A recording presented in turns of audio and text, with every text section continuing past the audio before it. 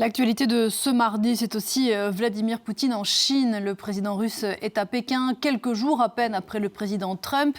Et bonjour Julien Cheïda, ce calendrier n'est pas un hasard ? Non.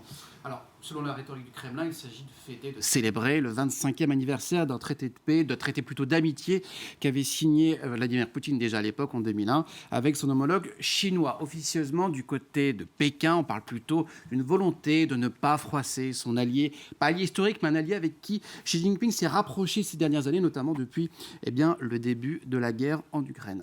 Comprenez tout simplement que Donald Trump a été accueilli en grande pompe avec tapis rouge. Il faut au moins la même chose pour Vladimir Poutine.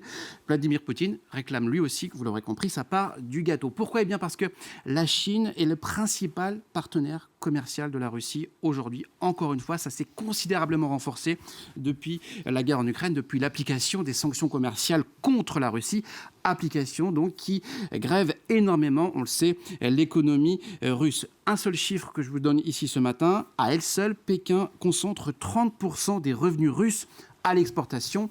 Parmi ces exportations, il y a principalement donc les hydrocarbures, le gaz et le pétrole qui viennent de Sibérie. On va peut-être le voir sur cette carte d'ailleurs. L'un des objectifs de cette visite de Vladimir Poutine, c'est de convaincre son homologue chinois à construire ce gazoduc que vous voyez ici sur cette carte qui part du nord de la Sibérie, traverse toute la Russie puis la Mongolie pour aller directement à Pékin. Un projet de gazoduc long de 7000 km. Pour l'instant, Pékin ne dit pas oui, ne dit pas non, temporise, il n'y a aucune urgence du côté de la Chine. À l'inverse, Moscou est de plus en plus dépendant de la Chine, on l'a vu pour les exportations, mais aussi pour ce qui concerne les importations de produits technologiques, notamment dans le civil, mais ces produits peuvent aussi bien être utilisés dans le domaine du militaire, encore une fois, pour être appliqués et utilisés dans le conflit en Ukraine. Cette relation, elle est pas historique, elle est forte entre la Chine et Pékin, plus forte qu'entre celle de la Chine et Washington, mais par contre, vous l'aurez compris, cette relation est considérablement déséquilibrée et est à l'avantage net et clair de Pékin. Il y avait donc Donald Trump il y a quelques jours. Aujourd'hui, il y a Vladimir Poutine. Il y a d'autres dirigeants du monde qui sont venus à Pékin ces derniers mois pour parler avec Xi.